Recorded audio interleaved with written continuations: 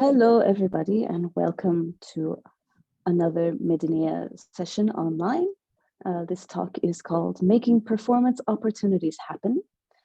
It's hosted by myself, Amy Salsgiver, and my colleague, Jerfi, both from Istanbul Technical University Center for Advanced Studies in Music, MIAM. We're happy to have you with us, and we hope we can shed some light on a very important topic in the life of a performer. Let me just introduce myself, and then Jerfi will introduce himself, and we will dive right on in. My name's Amy. I'm American, living in Turkey for a very long time.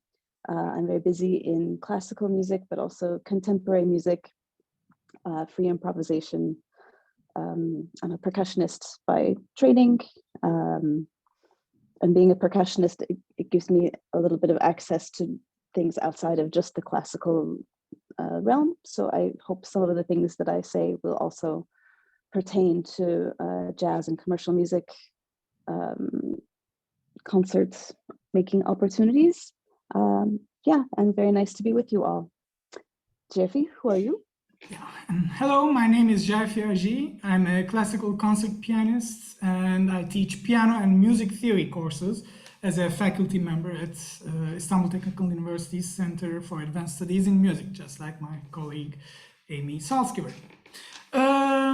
So the topic of this webinar, Making Performance Opportunities Happen, is quite important. Why? Because there are lots of talented musicians, but any musician who has something to tell would like to have an audience. So it's not enough to just to be a great performer. A musician also needs to learn about the business side of the music.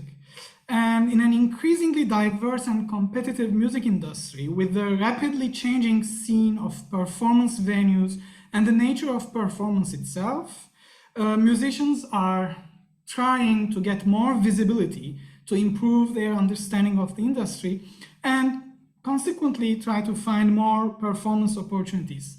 So Amy and I, as two classical music artists based in Istanbul, we are still exploring every day some new ways of making performance opportunities happen. So we are going to share some tips that we have encountered, we think are important. All right, so I'll just summarize our 8 tips and then we'll go into more detail. The first is networking and building relationships. Second, we have communication skills. Third is your social media presence. Number 4 is your promotional materials. Fifth, we'll talk about exploring venues. Number 6, program creation, very important. Number 7, the all-important proposal packet. And number 8, finally, just being creative and innovative. We should always remember to be creative since we are artists. All right, let's dig in. Yeah, so I'll start with the first tip, which is networking and building relationships. Note that the arrows here in this clip art thing are two-way. So, as I'll relate to this in a few minutes. It's not what you know, it's who you know. This is a very cliche saying, but it's also very true, and it's basically essential to one's career. Now, networking can be done either face-to-face, in person, or digital, which is social media. In general, we can say that networking is a great way to make new friends and take advantage of possible gigs and business opportunities. Now, at an early stage of a career, of course, there are several factors like influential teachers. Influential teachers can introduce you to the right people, to the right venues, and they can be really helpful. Or parents, what I call parents with aggressive marketing strategies. Now, I also see this every day around me, where there are, parents who are really ambitious and who are promoting their kids. Actually, just like what Leopold Mozart had done for his son a few centuries ago. So, it's still common. And competition wins, of course, if you win a competition at an early stage of your career, that would also be very helpful. But then you are left to your own devices once you're not at an early stage anymore. I find that the best way to network is to socialize, and I summarize it as being at the right place at the right time with the right people. Because after all, music is a collaborative process, and it works in multiple directions and combinations. So, for example, to give an example from popular music, if you are a songwriter and you are producing songs, even if you write a song, you still need a producer, an artist manager, a record label, and a publisher. But also don't forget that these people also need you. I mean, they need songs and they need composers and songwriters. So it always works two ways. And also in the classical music world, I think building relationships or networking is not too different from the way we build relationships in our daily lives, in our social lives. I think of when someone invites you to their home, and now next time you're expected to invite that person. And this can be applied really to musical collaborations as well. And if that involves some traveling, so it's even better. I mean, what I'm trying to say that building relationships and networking has a two-way relationship, and it's not too different from our daily lives. Yes, it may be awkward and uncomfortable, but we should try. Yes, some people are natural at that skill, but it can be learned and it can be practiced, and we're all familiar with practicing. All right, so next I'd like to talk a little bit about communication skills. So we'll start with little quotes.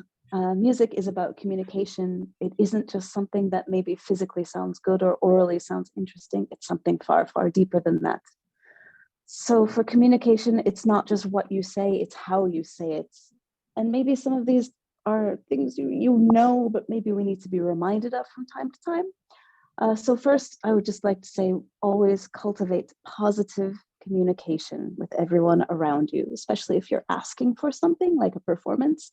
You would really need to be positive. So be aware of your tone, even if you're talking about something that's negative, find a way to kind of put a positive spin on it, and always avoid gossip.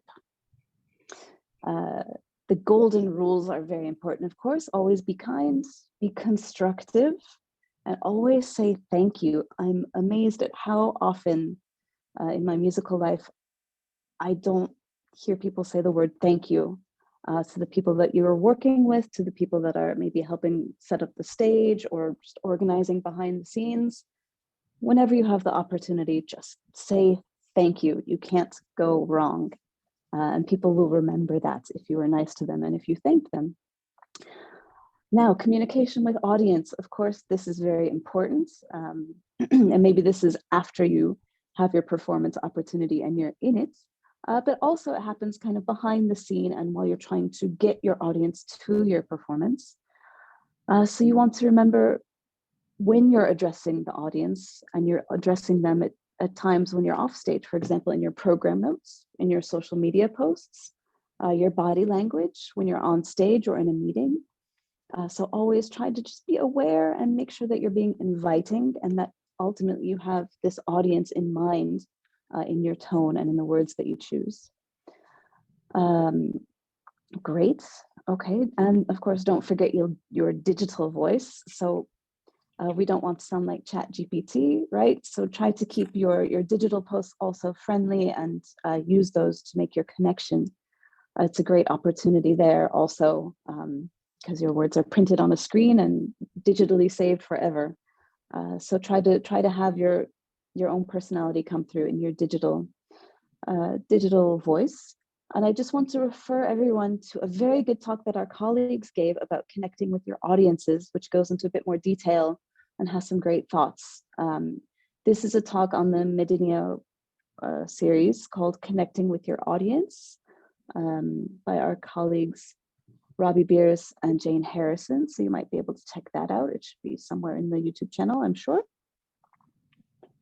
Yes, so communication, positive communication is great for growing your connections with other people and with your audience. And next we go on to social media. Of course, we all know social media can be defined as websites and applications that enable users to create and share content or to participate in social networking. Some platforms that we all know are Facebook, YouTube, Twitter, Instagram, SoundCloud, and also blogging is an option too. Social media offers musicians quick and easy ways to build and enhance one's profile and connect with one another, promoters and agents, venues and audiences, radio stations and recording companies across the web. A personal website, which used to be a must, it's still a must, but it's not enough. Because now, in addition to the website, most musicians will have a Facebook fan page, which is separate from one's own personal profile page, a YouTube channel, and a Twitter account, and that's just for starters. Taken all together, these are really powerful tools to create international connections and allow others to discover you and your music. And of course, social media platforms they involve minimal or almost no costs. And a robust online presence will make you more attractive to presenters and managers, who usually will look at the size of your fan base, the number of views, and how actively you engage with your fans. Most important uses of social media are networking, self-promotion, and advertising your events. Of course, it also helps to build a community and develop a targeted client base. Another very important use is greater recognition, which helps to establish an international presence and to sustain relationships with fellow musicians and colleagues. It also helps to reconnect with long-lost colleagues to create new working relationships, and this has really very practical, implications too. I mean, you might have some friends at your, bachelor's or postgraduate studies, and you meet through Instagram, and you reconnect with them and make concerts. Of course. Through social media, you can draw in a larger audience for your concerts. And you can broadcast your concerts live directly on the internet, which also creates another opportunity for direct contact with the audience. And, it's impossible to ignore the Valentina effect, the so-called Valentina effect. How the pianist Valentina Lisitsa became such a big name by building a massive online following through her videos of her practice sessions and concerts. So social media nowadays is really one of the most important tools. Great, thank you, Jerfi. Now, in addition to your social media presence, we need some promotional materials, right, in order to get the attention of concert promoters and concert venues. These are just things we need to have prepared in the background. We'll start with a little quote. Music and the music business are two different things, from Erika Badu. So of course, you should always look at the business side, perhaps with a different mindset than you look at the musical side. Of course, there's overlap, and you should always share your passion. But maybe with music business, it helps sometimes if we just consider this is a different role that we take on. So one of the first things you should do is just keep your materials updated, all your social media. This may be very easy for a lot of our younger audience right now to keep your materials updated, but don't forget about it, to try and keep the most recent things the most visible. But also be selective when applying to specific venues or specific concert series. Be be selective. You need to curate materials that really sell what you need to sell for that particular project or place. So just be sure that you have an eye to what you're giving. Yes, and don't forget to give credit for all the material that you are sharing in your promotional materials packet. So you should always give credit to photographers, videographers, sound engineers, whoever's helping. Don't forget that they need to be cited as well. And of course, with your promotional materials, you want the most interesting things right at the beginning. Nobody wants to scroll to find the good part of your concert. That's not their job. You need to put that front and center for everyone. Now, promotional materials are going to come back in a little bit when we talk about our proposal packets. But in general, as long as you keep things fresh, and if you're really have a keen eye for what needs to be said and how it's presented, you should be in a good position. All right, so from here we go on to exploring venues. And I think this gets into a very fun area about how we can create different types of performance opportunities, right? Because we're trying to move beyond just the normal concert hall. So yes, it's good to look beyond the established concert halls, although obviously for some people and for some performances, established venues are the way to go. New venues, unconventional venues, they all have different pros and cons. For example, an established venue is going to have an audience already, following them. They'll be booking well in advance. They might have a better budget. That can be a pro and a con that they're booking well in advance. Sometimes these established venues are, 1 or 2 years out with their scheduling. However, a new venue is a place to find somewhere that's maybe more flexible in their timing and in their programming. Maybe they're someone that you can help to generate an audience with. Maybe they're looking for kind of partners to help grow their business. As Jerfi said earlier, these people also need performers. So we should never feel bad in asking for something because we have something to give them. And I had one other thing to say about that.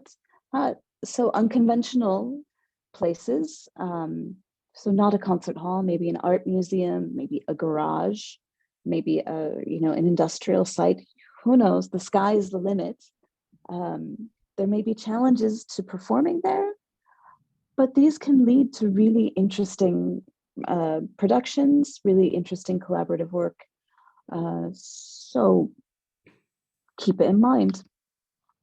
When you are looking at unfamiliar locations, maybe in a different city or a different country, it's good to check their social media footprints and check their programming, of course, to see if what you are looking to sell to them is a good fit, or how you can adapt your program or your concept to fit with their kind of musical aura.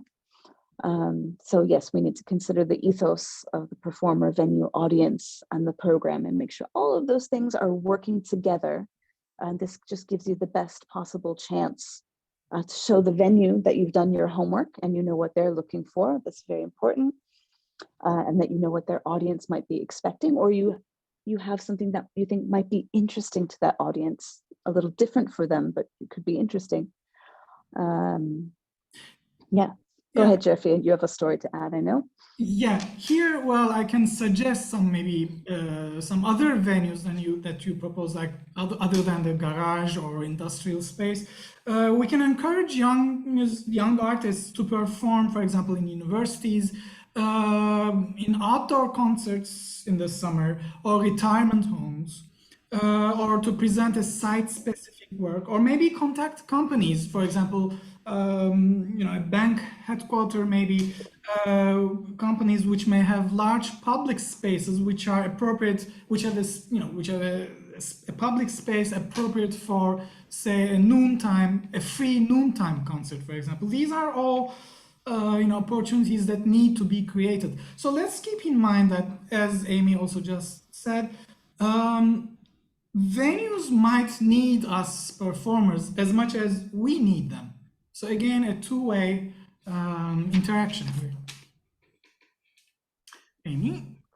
Great. Okay, this leads us into program creation with our mixtape.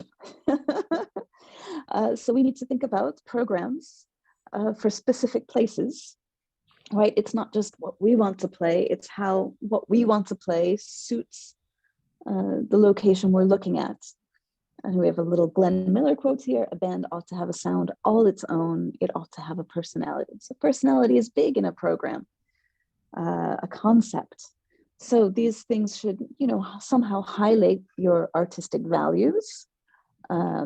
And you should consider, maybe you're going to reference a historical or social perspective, with the Beethoven anniversary, right? We heard Beethoven for like more than a year. So look for things like that, anniversaries of events, of births, deaths, of pieces. Another very great way to look for performing, especially in a new location, is to look for a collaborative partner, look for a local theme. It's very good if you're going to another city or going to a festival. Well, if you're looking at a local festival, you might want to suggest collaborating with an important international artist, or if you're looking at an international venue, you might be the international artist then. So you might want to look at teaming up with an artist who's already known in that area. That can be very helpful. And of course, it's great to be collaborative. And another thing that I always find important is to have different variations of the same program at different price points, because this can be very helpful to shop things around to different venues that they might have very different types of budgets. So it's just good to have options available, for a venue, so they can say, oh, well, looks very nice, but that's really expensive, or we don't have enough capacity for ticket sales for such a venue. But just to keep in mind, the more options that you can give, think of it like variations on a theme, then the more likely you are to find a match with one of the venues that you're approaching. And I can also add a few words on that. Again, it's vital, it's very important to offer innovative concert programs. So try to design alluring, one-of-a-kind concert programs. And as, again, I'll just add or maybe emphasize some of the things that Amy just said. For example, try to find a program that's constructed around a theme. A strategy that I really find that it works is to offer well-known music pieces with new pieces mixed in, or as you just said, to commemorate historic events. We are different from, or younger musicians are, it's different from being a star musician. When you are a star, you can present a very conventional program and you can still fill concert halls. But that may not be the case for a rising performer. So a performer who wants to draw in a new audience. So program, again, is very important. And here I would like to show a few pictures from concerts that were created by Amy Salsgiver. So maybe Amy, would you like to about these? Thank you. Yes, so we just wanted to also give like a little pause, a little break from the flow. Yes, so you can see I do a lot of different types of things. Classical kind of percussion ensemble concerts, oftentimes thinking a lot about how many pieces of equipment I can fit onto a stage. So this idea of budget points and facilities and equipment availability, these are very real things for me to consider when I'm proposing concerts. You'll see a couple of these programs have very visual elements. I like to collaborate with visual artists whenever I can. And down at the bottom is maybe my most classical program. It was a piano percussion duo. But that was a really fun project because we did one program of composed repertoire by kind of contemporary well-known composers, and then we did another workshop and concert of student pieces. So that was a really nice way to kind of sell the project, right? We got to teach from the repertoire that we played, and then the students could kind of have those repertoire pieces kind of simmer in their brains, and they generated new repertoire for us. It was a really good project for us. Mm-hmm. And now let's watch maybe a little clip. Okay, so this is a piece, Timber by Michael Gordon, just for a little sense of music. Oops. Oops.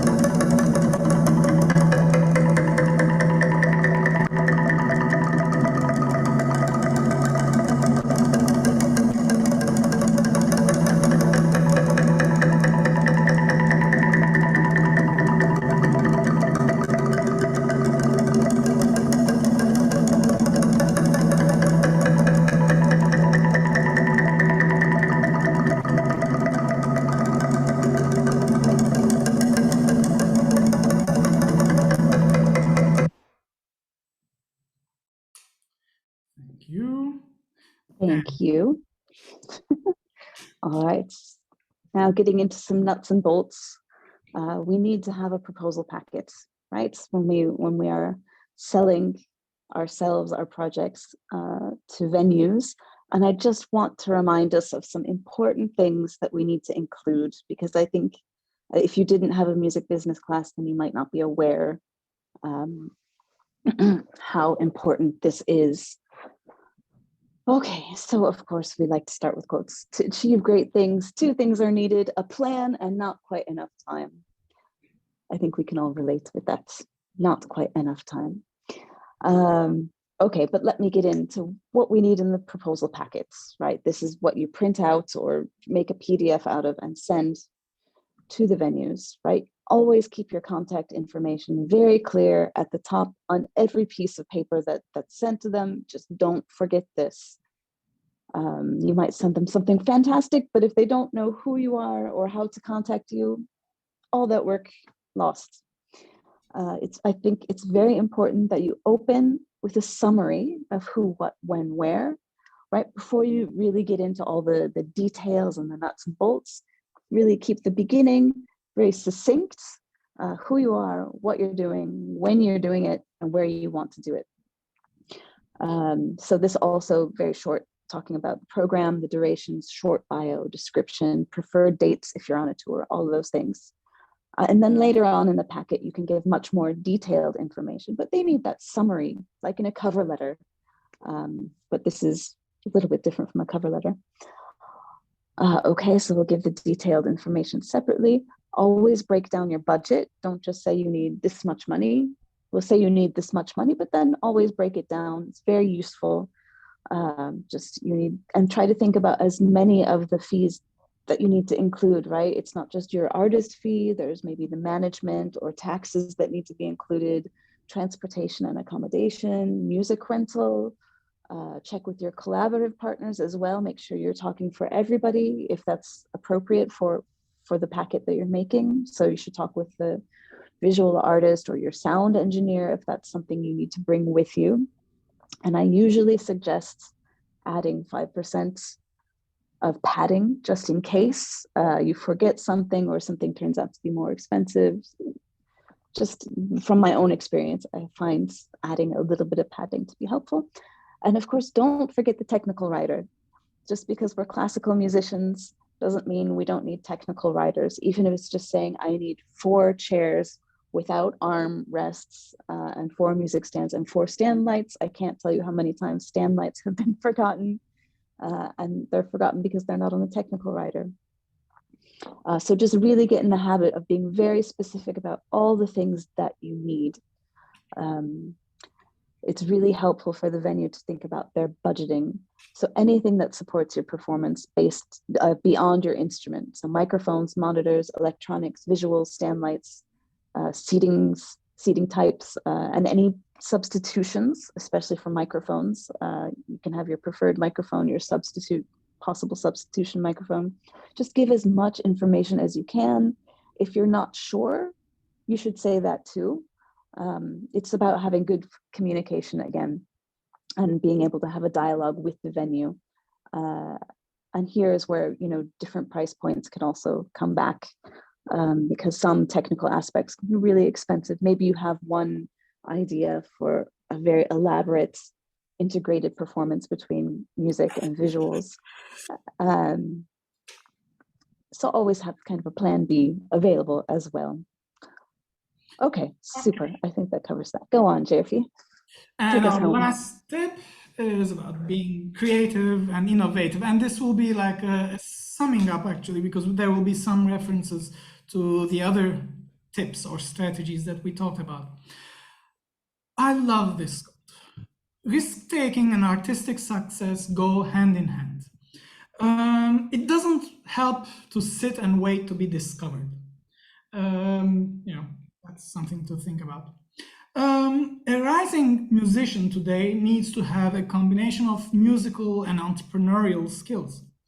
There are maybe the most important two attributes of entrepreneurship are innovation and productivity. We can define innovation by,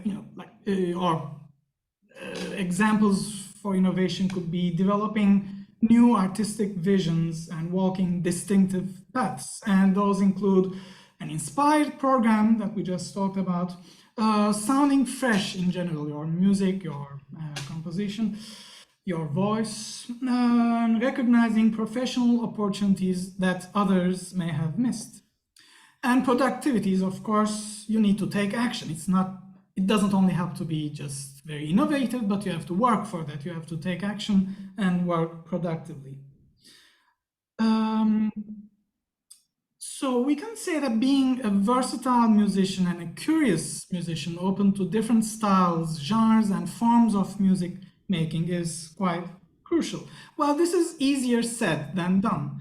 But in our final part, I'm going to just propose to give you some suggestions for being creative and innovative. Some of them already came up during the presentation. Innovative musical partnerships. That could be with a museum, like a contemporary art museum, or with filmmakers, or with choreographers. We can summarize this as a cross-art collaboration, for example, which combines music and film, music and visuals, or music and dance. And because collaborating with other art forms can unlock the potential of contemporary music, especially, and it can attract wider audiences and bring new perspectives to everyone involved.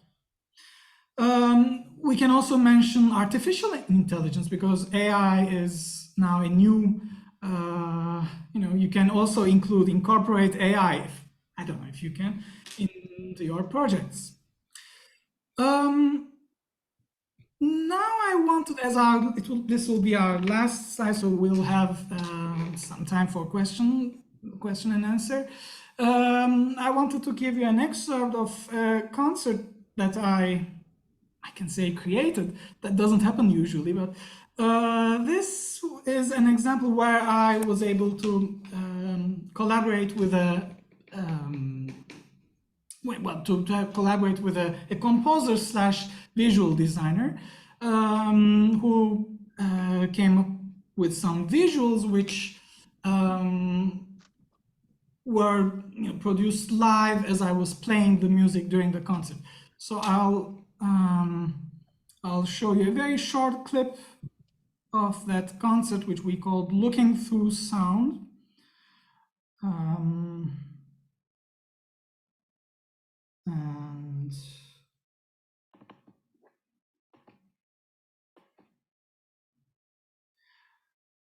so can you see the video?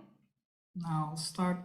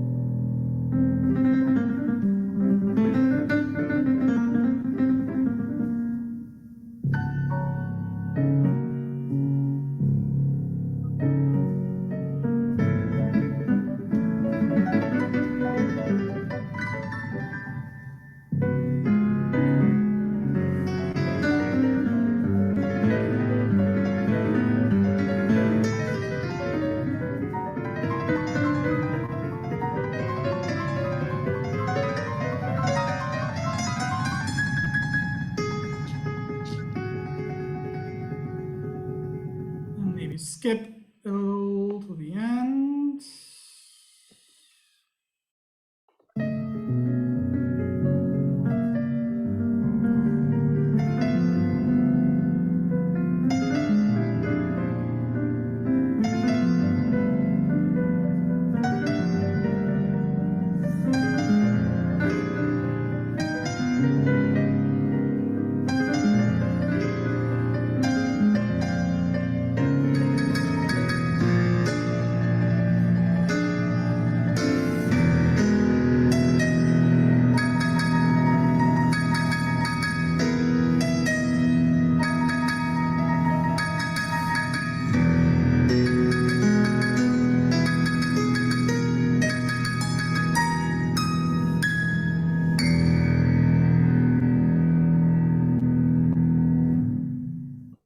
So we were lucky here we were in a contemporary art museum while doing this, so it was a perfect fit to have these visuals, even though the music was quite, classical in a way.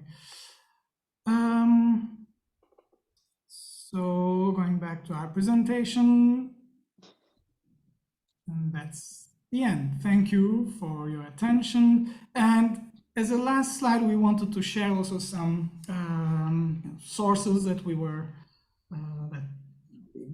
used, that we benefited from, so that could be useful. The first one is a blog. Actually, the last one is also a blog, a page that I found very useful. So thank you. Thank you, Amy. Thank you, Jerfi. Thank you very